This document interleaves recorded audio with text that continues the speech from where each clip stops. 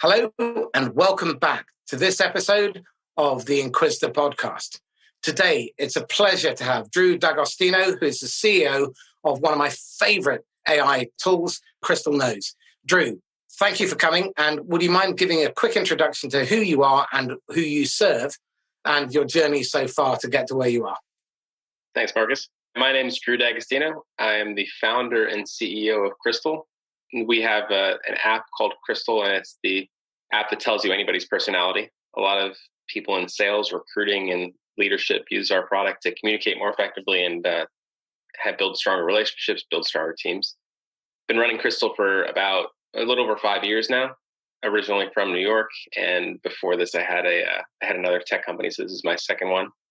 Now we are based in Nashville, Tennessee, and just growing the company. Why Nashville?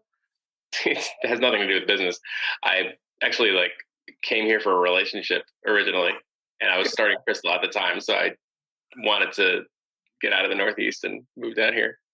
Excellent. Okay. So tell me, what are the four most common questions that prospects are asking you about using Crystal in order to be able to perform better in their roles as sales recruiters? So the four most common, there's a lot of questions we get. And one of them is, how do you get the data? That's the most common question. Okay. And people use our product and it tells them their personality without a personality test. And it gets it accurate about 85% of the time. And naturally people say, how do you know this? It's the key question of Crystal. So we use the machine learning, and it analyzes writing style. So it can tell you off of combinations of words, phrases, writing style, and assessment of your personality as if you had taken a personality assessment. And that's not perfect. Like I said, it's about 85% accurate, but we can usually determine which of four major personality traits based on DISC that kind of predict how you'd behave. So that's the most common question. I have to say it is very accurate. So the 80 to 85% is borne out in the field. When I use this to demonstrate to my clients, there's normally a sharp intake of breath. How do you know that? I'm curious, how do you get past the fact that people often have other people write their profiles and manage their LinkedIn content? So I'm not usually in a position to tell people how to, manage their LinkedIn profiles. We're mostly trying to interpret them. So thinking about the interpretation. So yeah. Are those the 15% where you have the inaccuracy creep in? Yeah, it usually has to do with either not enough data or LinkedIn profiles that are actually mostly written by someone else. So your second question. Right, yeah. All right, second question. One of them would be, what do you do with personality data? Because it's historically, people either think of personality data on one of two sides. On one end of the spectrum, it's, hey, this is horoscopes and Facebook quizzes. This doesn't mean anything. It's just kind of fun.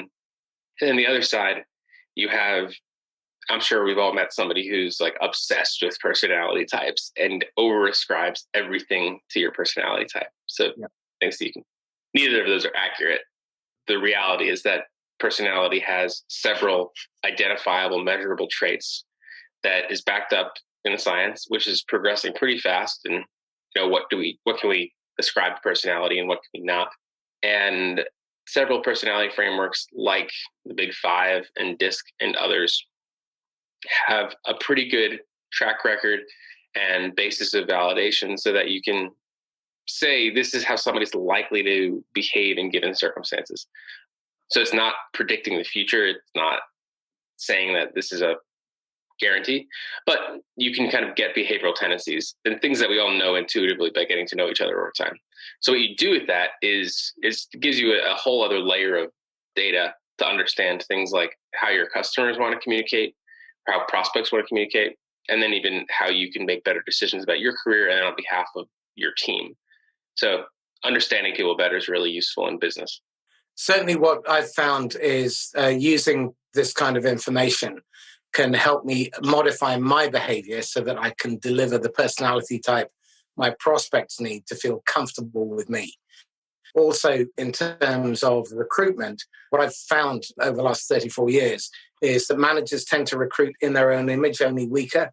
So what very often happens is when they're recruiting, their team starts skewing towards particular behavioral types. And in some cases, that can be helpful. But often what you need is more diversity in terms of the team, because some salespeople will respond better and sell more effectively to one personality type or another.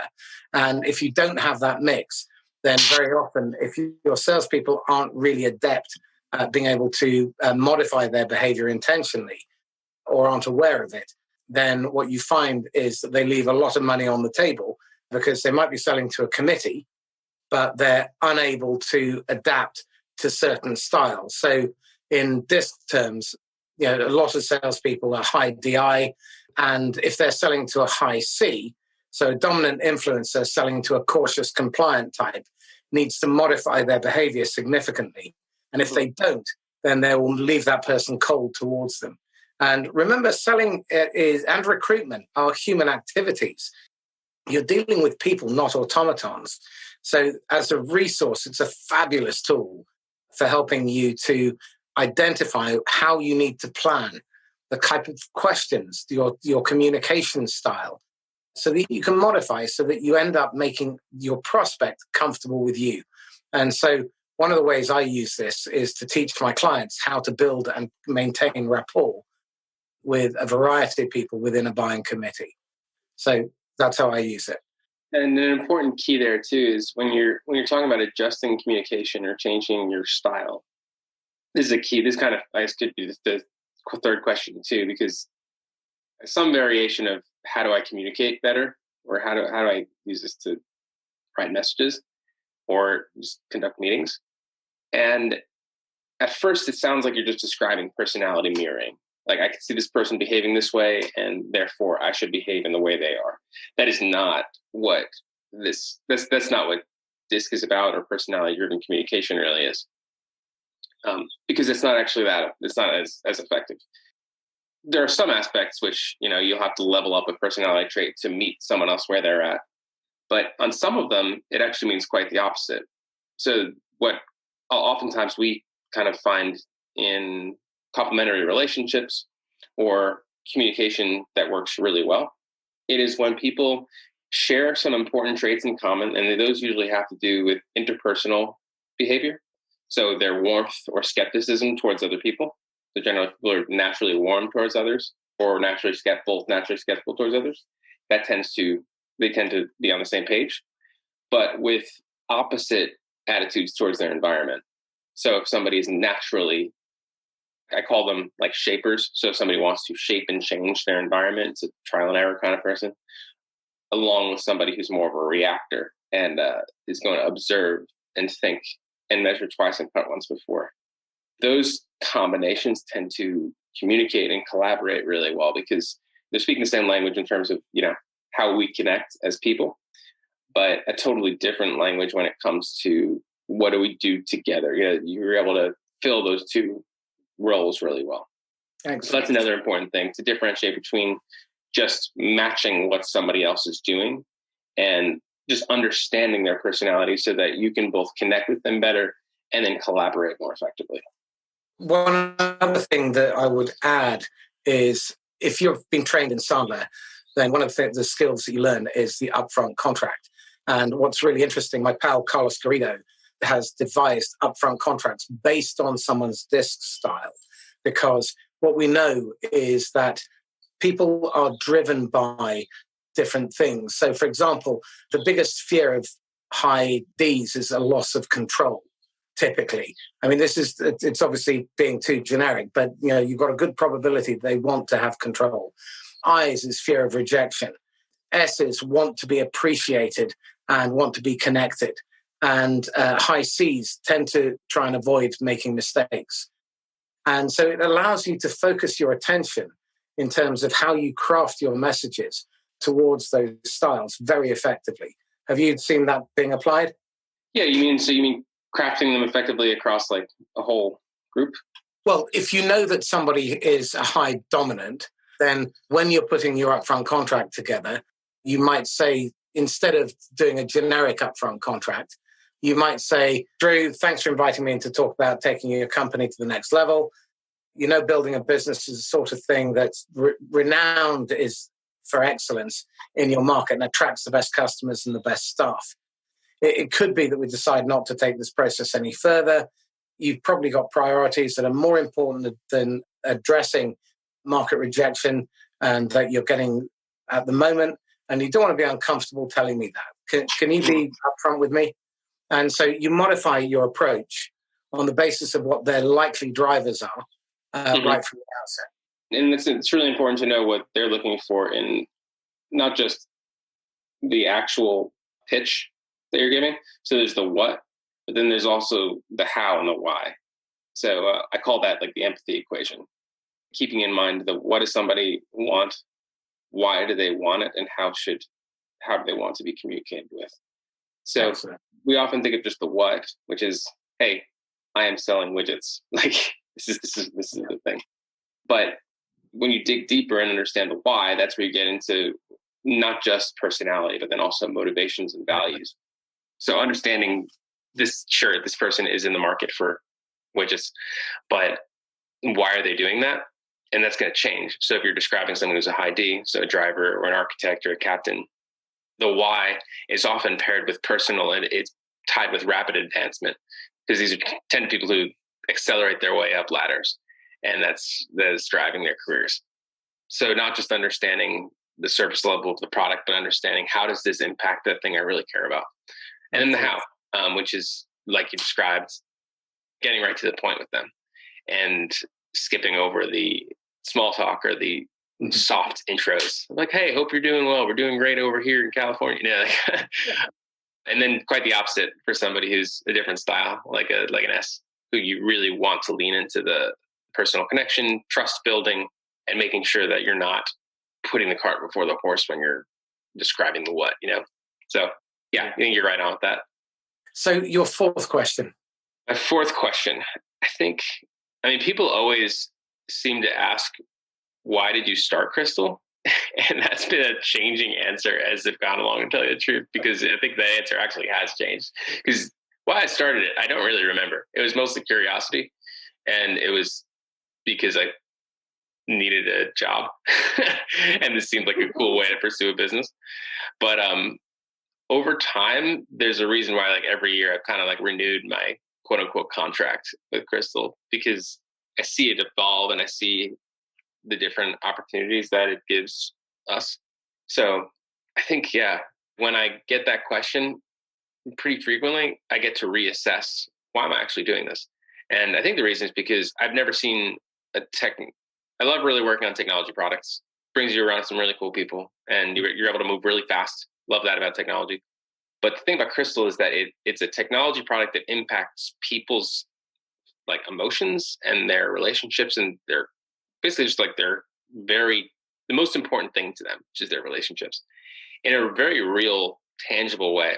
And I learned that that's why I always try to do in-person demos as much as I can, even though I've never met most of our customers, because they see it and then they immediately want to go look at, okay, what is my boss personality and what does it say about his communication style, or my husband or wife, or this person who's who's been working with me forever. They always want to start with the people they know. And then it kind of it reveals this new level, or things that they knew were true, but puts words to them that they didn't have. So I love that. And I love the reaction to that. And I love the fact that I get to work in a business that is, where we are from a business perspective, but also that I just always have something to talk about, because everybody wants to talk about their relationships.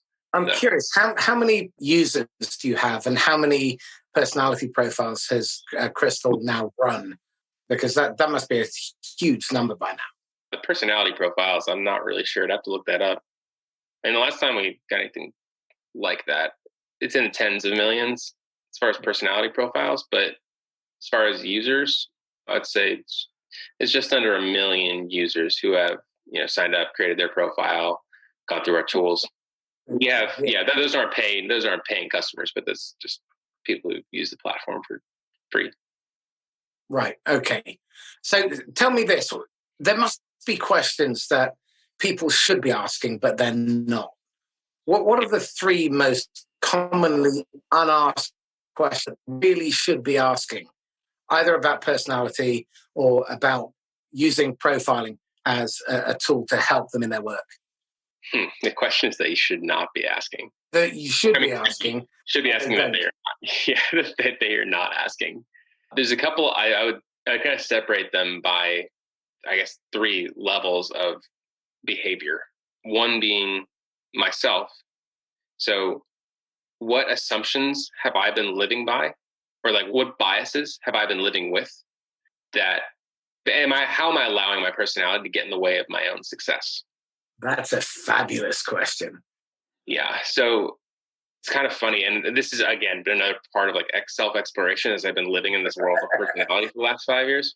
Man, it's like, I'll give you just my personal story from it. So what I mean by this is I am naturally an ID, very high I, also D. So I'm high on the personality map, influencer type.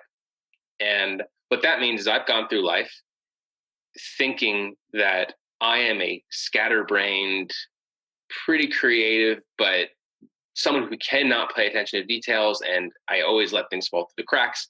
And I'm always trying to bounce from idea to idea. And somewhere along the line, I got the idea in my head that meant I was broken in some way. That this is like a problem, that I always have these different ideas and I always want to bounce around, and I get bored I get bored after working on something initially and then can't follow through. I mean, if you look at my high school career, that's what happened. I was on the football team. I was in the jazz ensemble. I was in the debate club. I was in the radio club. I joined, I think I was in a play at once, a little bit before that.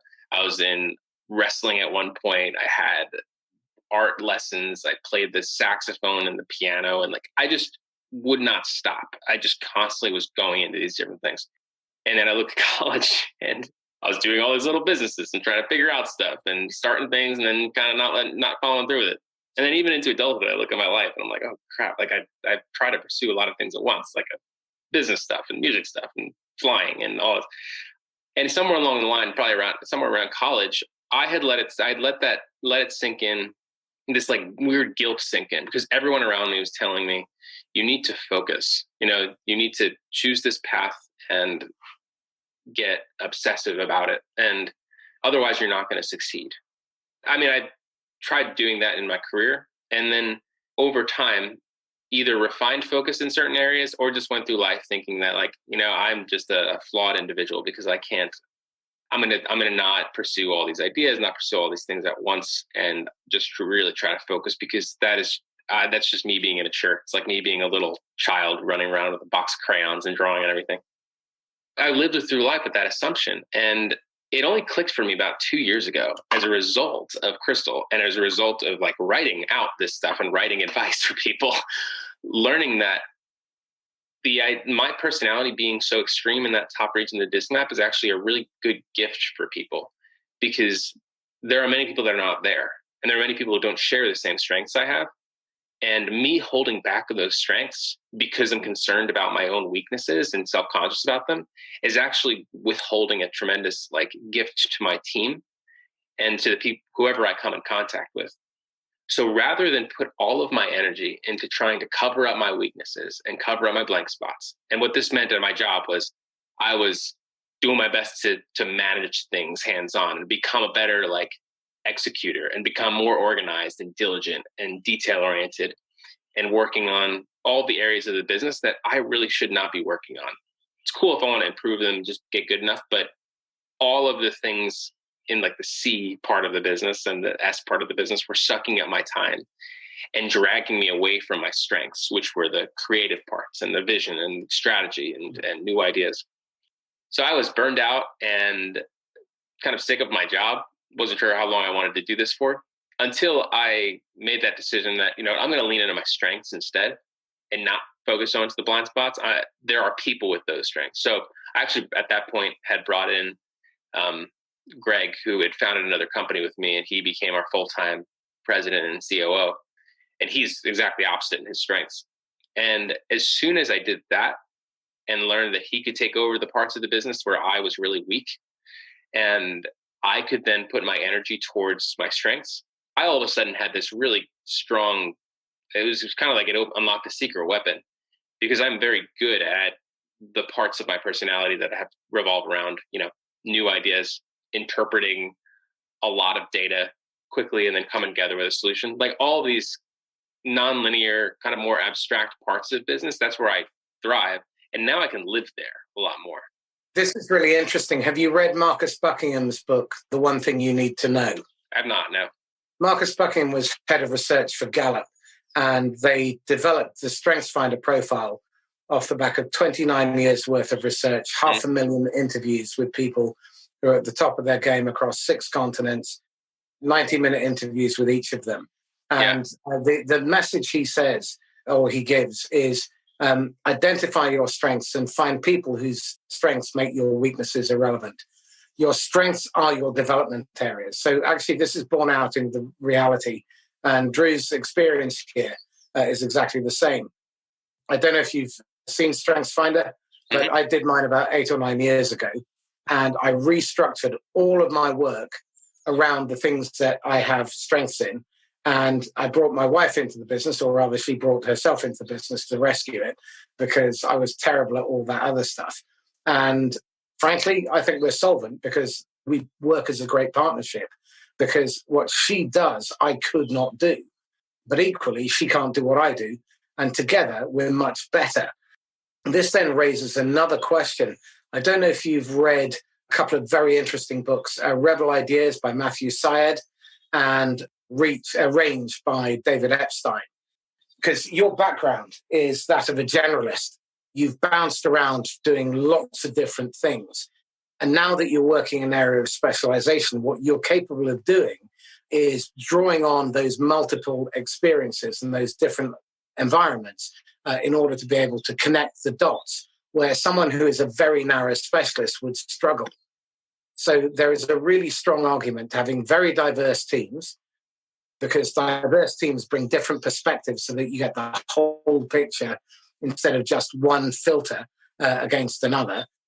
And where you have people with a wide range of experience operating in specialist fields, then what you end up with is people who are hyper creative at solving special problems.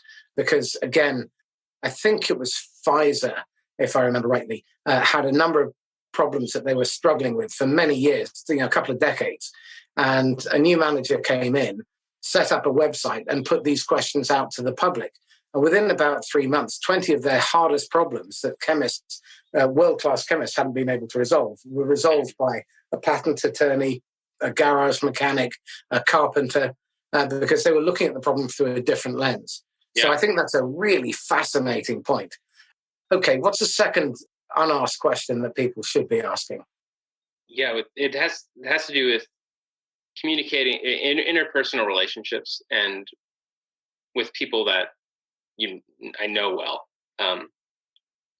and that would be in the areas of life, like in the most important relationships. So whether that's professional or personal, we go through swings. Sometimes it feels like they're going well, sometimes it doesn't.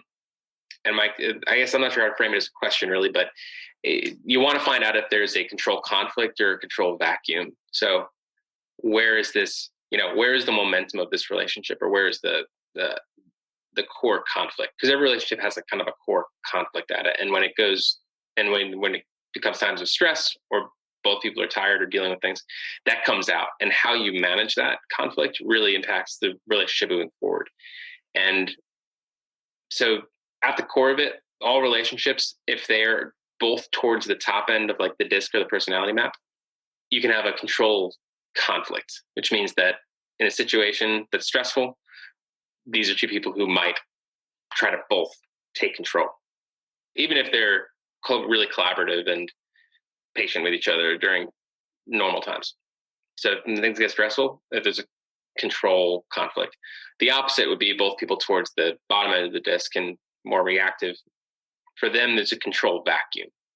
And when things get stressful, they're looking and responding and analyzing, as opposed to one person kind of taking the lead. So if you understand that dynamic about a relationship, it's like which side are we naturally on, or are we naturally on opposite sides? It can really help you in the hardest parts of hardest conversations that you have with most important people. That's really interesting. So can you take pairings using Crystal to pair two profiles together and see where that conflict or command might occur or vacuum might occur? Yeah. So if you have two people who are on the same vertical side of the disk map, it will tell you that in a conflict, they're likely to basically butt heads. And one person is going to need to intentionally take a more passive role during uncertainty. Otherwise, it's just not going to work. And it's the opposite. If both people are on the same bottom side of the vertical axis, it'll tell you, all right, somebody needs to intentionally take a more leading, driving role. If both of them are high D, are we talking about the same disk style, or it could be a high D and a high C? No, in this case, it could be a high D and a high I. Think about the disk to like split down the middle. All right. Okay. Yeah. So in conflict, there are certain types which you have to be really careful when conflict or stress comes up, because they are both trying to control the same thing and they're also speaking different languages. So D's and D's, it can be bad because they're competitive and want to control the same thing, but at least they're speaking the same language. They're going to get right to the point, and they're going to want to get to the truth of the matter, and they're not going to pay attention to emotions usually.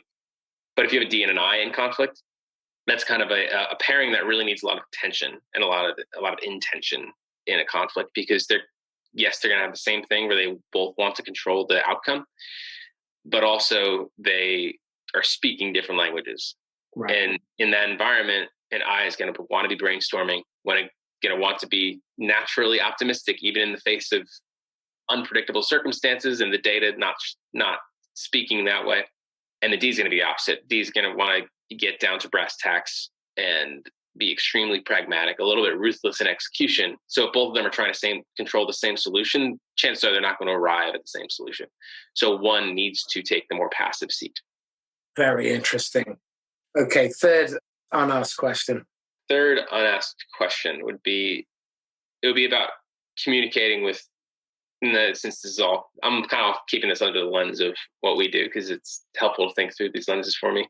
But so communicating with people I don't know and meeting new people, I would say questions that clearly don't get asked enough when people reach out to me for various business reasons is what's actually important to the person you're reaching out to. So when you're sending a prospect email, I mean, I get a lot of them just because I'm big on LinkedIn as you are, and like there's just tons of these messages that come in, various people trying to sell all kinds of services. And any leader right now will tell you that, because that's just seems to be an avenue that many people are trying outbound sales. I'm just so amazed at the time a lot of BDRs or anybody in sales will take to put together an email and maybe even put together some facts about me and do some outreach, but completely miss the point of the outreach in the first place, which is not like you basically describe a big paragraph and then go for the, hey, can I get 15 minutes of your time for a call? Or trying to go right for this close in a totally different medium, in a way that is very, in many cases, just disruptive to the day. Like, why would I actually do that? And they could have done a much better job if they just answered the question of like, what does this person actually want? Yeah. So when it comes to outreach to new people, I always, and this is what I tell my team and anybody who asks me advice on it, and you probably go through a lot of similar things in your coaching, I always just think about like, what do you actually want? And do you actually want this? You can't expect somebody to immediately translate all these things in their mind, get on the phone with you and be interested in a product. They're thinking on they're going about their day thinking on much simpler terms. Whereas yesterday, for me personally, what am I thinking about all day? I really need to effectively communicate this new strategy to my team. So putting together a document and a slide deck. And my thinking right now is change management. It's a tough spot where we need to make a lot of changes. How do I lead my company through this? So that's like a burning problem. There are a lot of ways that other vendors can help me with that, certainly. But but in the language that they often use when communicating with me or any other leader who's in given circumstance, it's not even really trying to get to the problem I'm thinking about right now, or even asking about it, but immediately making an assumption that my solution can help you. Can we talk about how my solution can help you? Instead of getting in the prospect's world, kind of immersing yourself in their story and then just learning the details of that story before really trying to sell anything. So what I mean by that is, so for example, outreach like on LinkedIn, rather than sending an email with the giant what and then a call to action, so why not send a why email? Say, hey, Marcus, I noticed that you've been, running this coaching practice, but you're also doing podcasts and all these other initiatives. I work in X, it's not cryptic, but asking a question specifically about that. So in my case, if I was sending you an email and I saw all of these parts of your, your LinkedIn or your background, I wouldn't just say, hey, can I get 15 minutes of your time so we can talk about personality assessments and talk about using personality predictions in clients? I wouldn't ask that. I would ask something like, do you use personality assessments with your clients right off the bat?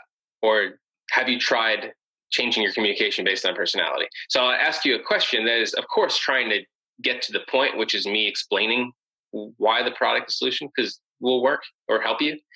But it's first trying to just understand your story, So maybe I'd rephrase that a little bit. It would be, what don't I know about this person's story, and how can I find that out? And I think that's just the mindset I use often in outreach. It's everybody's got this story. The further you can kind of get into it and understand it, the better chance you have of building a meaningful relationship. I think you've touched on a couple of things here which are really important. The first is that selling should not be a selfish activity. And the problem that I see happen very often is salespeople have a mistaken belief that people have any interest in you, your company, your products, or your services. I always equate it to showing photos of your ugly children to strangers. They'll politely look at one or two, but then they're switching off and they're thinking, how can I get rid of this clown? Second thing is, if you are trying to do outreach on LinkedIn, you need to understand LinkedIn is a flirt. It's not something that works well where you just hammer people with features and benefits, because no one cares. They don't care about you. They don't care about your products or services.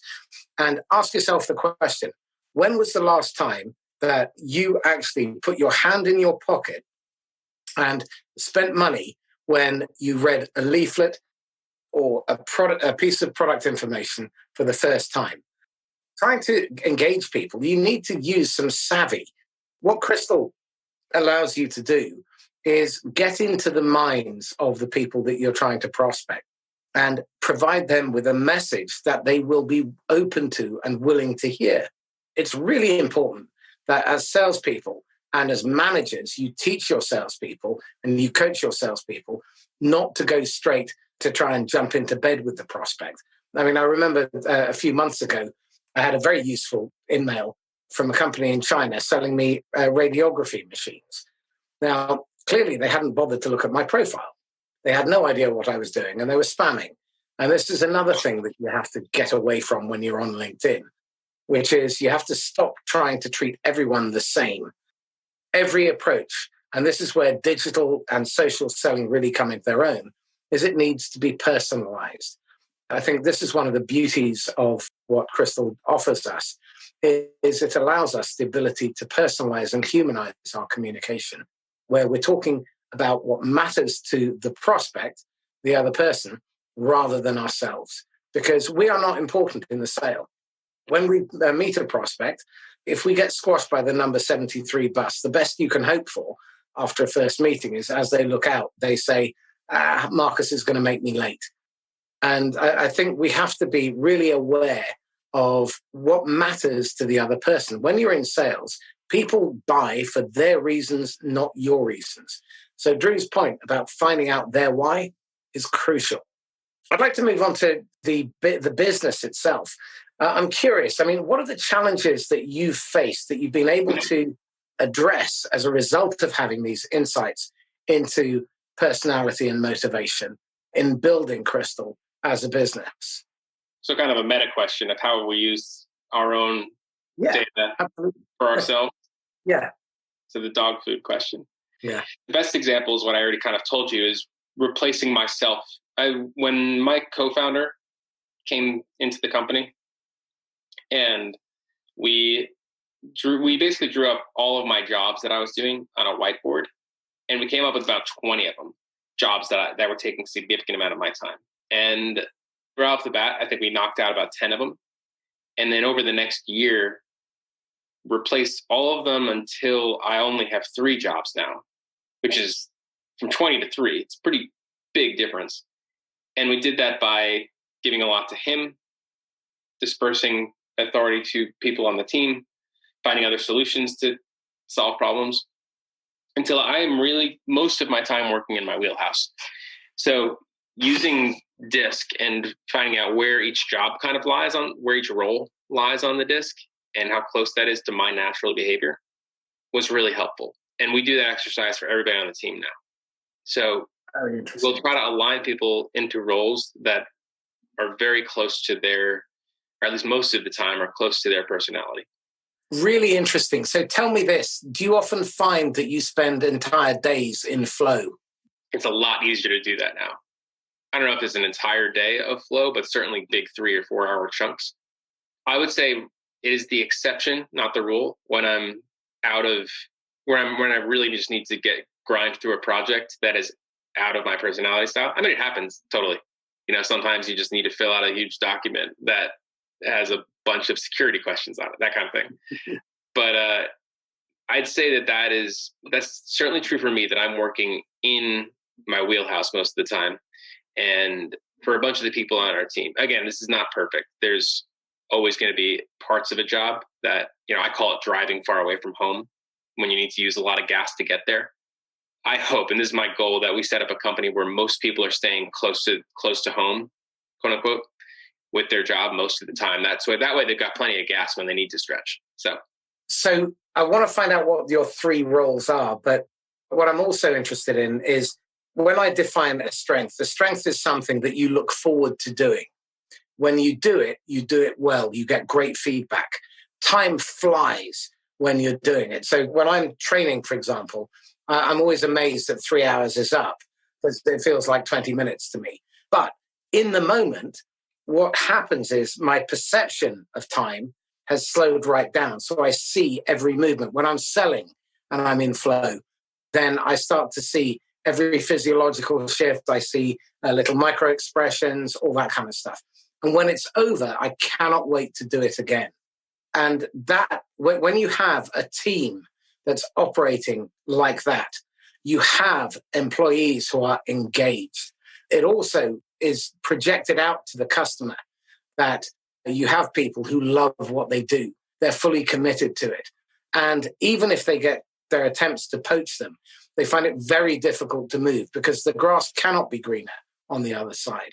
Even if they're tempted by a higher pay packet, many people will stay because they love what they do. I was a headhunter for 10 years, and I've recruited for the best part of 30. And what I've realized is that money is a very low on the hierarchy. Mm-hmm. What matters is being appreciated, feeling like you're doing important, meaningful work, feeling fully engaged. Those are the things that keep people in a job and keep them loyal. So I'm really curious to find out about those 3 role functions. Yeah. Fully engaged. Yeah. So for me, it's company strategy, product design, and messaging. So both product messaging and external messaging. Those are kind of my three strengths at Crystal. And how do you use your executive team and the rest of your team in order to challenge your thinking? To challenge my thinking. So as far as challenging goes, we have a pretty open, transparent culture in where whenever there's a major decision, it is not a democracy. You know, we're not just putting it up for a vote, but I let people in either on an individual basis or a group basis pretty frequently, as far as, you know, what are we thinking here? And like, like you said, if there's a carpenter and a patent attorney and a mechanic, what lens are they seeing this through? So I try to put all of our major decisions through as many lenses as I can. So that often means our team. So I want to put it through the engineer's lens and the marketer's lens and the content lens, but then also our customers. So like I've gotten this like LinkedIn group started where I'm trying to bring in our best, most, frequent users of the products and run by product feedback and mock-ups and things, even at a pretty early stage, to understand what they're thinking and understand what their reaction is to it. So yeah, I would say soliciting feedback on a very regular basis, earlier than I think I need it. And I would also say, I'm not sure if you've ever heard of that concept of like, would you rather be king or something to do with being rich or famous, where you can choose either of them. Always remembering that at the end of the day, there is a lot of credit to go around, and I want people to feel, and people are not going to feel full ownership of a project or full ownership of an initiative unless they end up with some of the glory at the end. So I'm always trying to think in those terms of like, what are the non-financial incentives of getting this thing done? And usually there is some. It's like social recognition or external recognition, personal advancement, skills. So as a CEO, I'm not just paying people money, like you said. There's also all of these other non-financial currencies going around. And I don't have a really good feel for what those are. So is there social currency at play here? Or is there like some kind of recognition or personal advancement or learning currency? And then to be able to use those really well, even though they're a little bit less, they're harder to measure and they kind of float under the surface. So I try to have a good feel for that so that I can, just create a culture where the incentives are all aligned and good. So. Excellent. What's the best mistake you've made as a CEO, either with your previous or your current company, that's taught you the most valuable lesson? Best mistake? I mean, one could argue you can read our book. It's got the story of how Crystal began, like the very beginning. And it started with my co-founder and I getting fired from our previous business. We were kicked off the board, fired from the company all within a week. It's crazy. We made a lot of mistakes then. And it wasn't one specific big mistake, but just the entire accumulation of like figuring out how to grow a company. We had this venture-backed software business. And then there's a series of both interpersonal and tactical and technology errors, which led to our downfall in that. I'm really glad that we got to make those mistakes and we weren't insulated from the fallout, because we were pretty much just unemployed the next week. There was no soft landing. And because of that, I was able to learn a lot more, both as a leader and a technology person. And very quickly, both Greg and I were able to apply those lessons into a real world scenario. We didn't have to wait years. We were able to wait a couple months. So glad we made that overall mistake. Okay. If you were advising a technology scale-up founder around the private equity or venture capital side of raising funding, what advice would you give them in order not to fall foul of the many traps that appear to be very common? How do you help them protect themselves from falling foul of the evil financiers? I have a couple of simple questions that I ask, because this is a conversation I have fairly frequently. For one, I ask them, would you invest in your own company? And you'd be surprised at how many people they're raising money on a company they actually wouldn't invest in themselves. Like we can learn all this about publicly traded stocks, and it's funny. So I just try to encourage founders to put themselves in the seat of an investor and to think, okay, well, let's imagine you've got some money you want to invest, you want to get a return on it and a reasonable degree of, chances that it's going to succeed.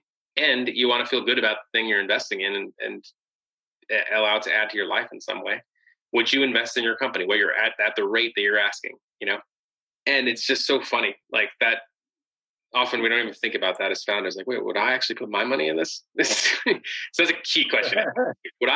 Is this an investable thing? Because if you do believe it's an investable thing, then you also have a lot more leverage, because why are you trying to sell it then? Because you already own 100% of it.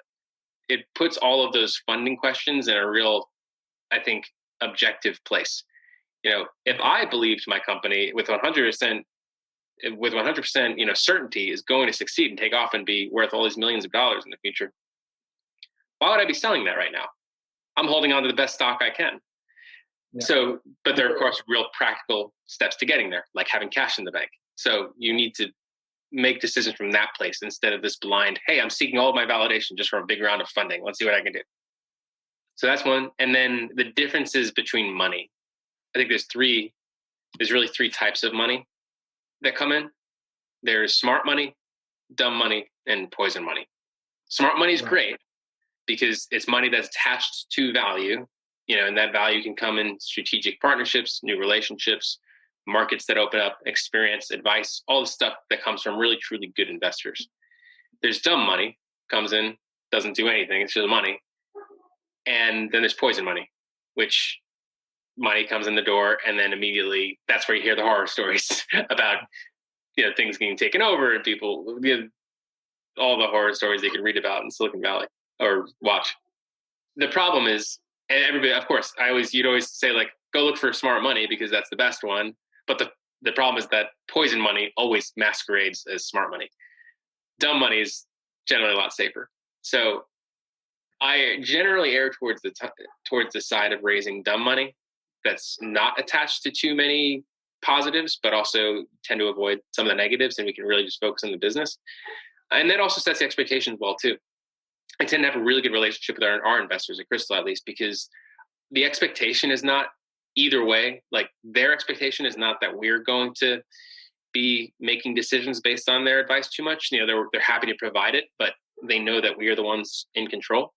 And likewise, I'm not leaning on my investors to open up a market or help us make the biggest strategic decisions or anything like that, because that's our job. That's why they gave us the money in the first place.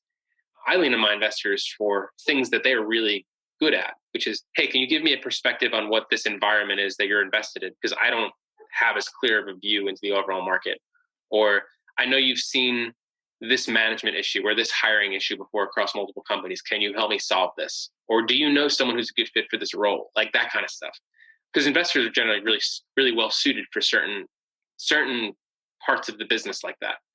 So I find that treating the money as just dumb and just looking for the dumb money and then seeing everything else that comes from it as a bonus, it allows you to preserve a lot of upside with investors and avoid a lot of the downside. So let me ask you this. What are you being influenced by in terms of what you're reading, listening to, watching at the moment that you think that the listeners might find valuable? To be honest, I just spent the last 2 days watching Tiger King on Netflix. So I know a lot of people. Is that any good? Because it's on my watch list. Yeah, it's wild. I would say it's influencing my thinking quite a bit because I can't stop thinking about it. It's just so wild. So that I started reading a biography of William Wilberforce. So I've always found him a really fascinating figure for the abolition of slavery in the early 1800s. And I am currently memorizing the book of Romans in the Bible. That's been wild. I've been trying to get into these old letters from Paul because there's just so much richness to them. It's been really fascinating, especially the things that have to deal with like suffering and how do you navigate a world that is wasting away when we kind of see that up front. So anyway, it's been really cool to kind of dive into that a little bit and see what's kind of going on in the world and what's going on internally, because there's a big part of Corinthians that I kind of live by, which is though our outer selves are wasting away, our inner selves are being renewed day by day. So those are really shaping my thinking right now. Very interesting. Thank you. Tell me this. If you had a golden ticket and you could advise the idiot Drew, age 23, how to avoid a lifetime of self-sabotage and other forms of idiocy, what advice would you give him? I would say don't talk yourself out of your crazy ideas. Tend to overestimate the downside of crazy ideas. Not all of them. There's some crazy when you say, yeah, don't go do cocaine. Good to talk yourself out of that one. But I think we can play a lot of games in our head and let ourselves just not pursue a crazy idea because we think there's some crazy downside. And meanwhile, the downside is just not that high. So the world wants your crazy ideas, and the world wants to look at something that is new. So usually that comes from imagination. And I wish that I would talk myself out of those things less. That's good advice. I think take risks and maximize your risk. And if you can cope with the downside, do it. Too often people just limit themselves, and a life without risk is a life without growth. So, final question then, what are you struggling with in your business? I mean, coronavirus aside, what are you struggling with or wrestling with at the moment? Coronavirus aside, it's hard to separate everything out. But so we've been very patient. And now, in light of the coronavirus, I feel a little bit validated in our decisions to be patient because we're in a very good financial position as a company. But right now, we are about to be way more aggressive in how we pursue growth. So I have the challenge of saying, what parts of our product are showing the most promise and what parts are not? So what parts do we just basically let slip away? And that is a really hard question because it's like your child in a way, you know? It's like, what are the best aspects of this that we want to pursue? Yeah, all these little features are like children. You basically have to choose your favorites. So that is an exercise that we're going through right now to refine our product, refine our pricing, refine our messaging. So far, it's been really cool to see. Actually, it's been a lot of good results of it, especially in regards to identifying the people that love Crystal the most. It's been very fruitful, but that's an ongoing exercise. My coach asked me a question because I was working on a plan at the moment, and I have a tendency to come up with lots of ideas. And his question to me was quite insightful, which is, if you could only have 50%, which 50% would you keep? And that forced me to reevaluate, because I realized that one of the things I was telling people that they should do is simplify. And I managed to massively overcomplicate. So I'm really curious about this. I mean, in terms of distribution, all of your sales are done online, presumably. Do you use channel partners at all? A little bit. Sandler is one of them. And we have a few others, but that accounts for a minority of our revenue. Most of the revenue is self-service online signups. And are you planning to look at channel more, or are you going to scale up more of the digital? Well, with a couple of the upcoming changes to our products, they'll probably cater a little bit better to channel partnerships. And what I mean by that is right now we're a very user-based thing. So our pricing is structured based on the amount of users. That doesn't work as well when you're talking about channel partnerships, because you generally, with those types of products, are not getting an entire team signed up for a thing. The way our product is shifting is far more towards, we're calling them playbooks, little sneak preview, and one person kind of delivering lots of value for other people. When we have a much more focused target, and it tends to be people in like sales enablement or people who support recruiting and hiring departments or coaches, that caters a lot better towards channel partnerships. So it's something that we'll probably revisit. I don't know. It's a little bit murky right now in the air, but the way the product is going to shape that a lot better. So excellent. Drew, thank you so much. This has been incredibly insightful and a very enjoyable conversation. How can people get hold of you? Best way, yeah, if you want to, yeah. Just drew@crystalknows.com. Actually, the best way to get a hold of me is my LinkedIn. So just Drew D'Agostino. I'm like living on that these days. As long as it's good, a good human message, I'll get back to you. Excellent. Drew, thank you so much. All right. Thank you, Marcus. Appreciate it. This is Marcus Kauke signing off from the Inquisitor podcast. If you found this conversation insightful, useful, then please like, comment, and share and subscribe. Tell your friends. And if you feel that you'd be a good guest on the podcast because you have something interesting to say around sales, channel, enterprise, recruitment, management around sales, then please get in touch. Or if there's an author or a specialist in the field that you feel would be a good guest, then please connect me with them or make an introduction. And I'd love to get them on the show. So that's me, Marcus Kauke, signing off. Happy selling, stay safe, and don't let Corona get you down. Bye-bye.